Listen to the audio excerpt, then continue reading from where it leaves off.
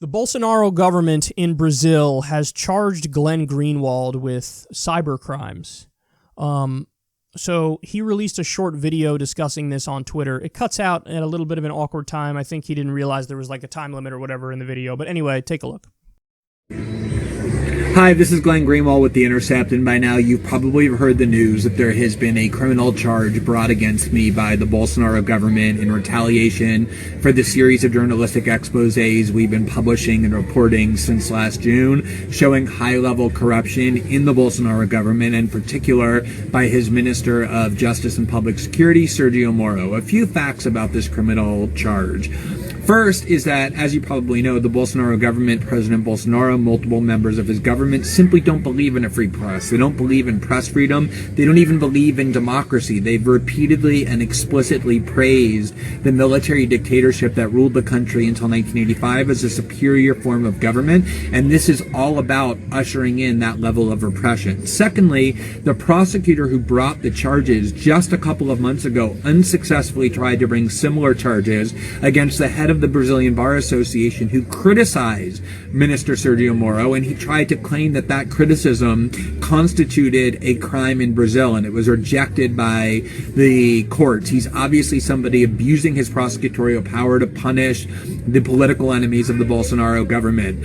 Third, the federal police conducted a comprehensive investigation of our reporting, of our sources, and concluded in a report published just a couple of months ago that everything shows that I never committed any crime. Much to the contrary, I always exercised what they called the highest level of professionalism, caution, and responsibility in ensuring that I was doing my work as a journalist and never got anywhere near a crime. We're going to defend a free press like we always have. We're not going to be intimidated by the Bolsonaro government. I'm continuing right this very minute to work on our next series of stories. This is an attack on Brazilian democracy. So, this guy has balls of steel. I mean, you have to call it for what it is. What he did with Snowden, for example, is, and this is, there's mountains and mountains of evidence of this, that he and Snowden went through line by line the leaks that they were putting out there to make sure that they weren't releasing anything that actually should be top secret or classified or out of the public eye. That's what he did.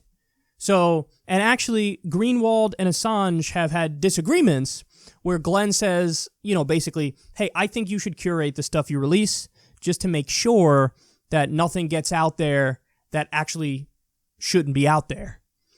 And because Assange is more of a, I'm just going to release it all when I get my hands on it. But Glenn is like, okay, I'm going to actually go through this with a fine-tooth comb to make sure I'm not releasing anything that in any way could, actually damage national interests or put people in danger or whatever, And he's always been like that. He's always been massively detail-oriented, and he's also always tried to do that which is right.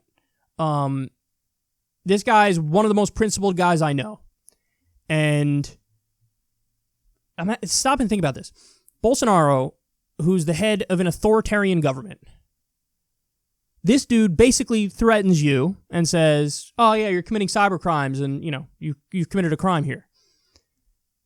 That's a warning shot if I ever heard one. And Glenn is like, I'm not stopping. Oh, you think I'm going to stop? That's cute. If I was in his position, man, I'd be on the next plane out there. But that's me.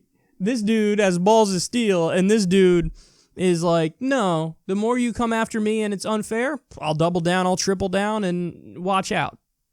Watch out.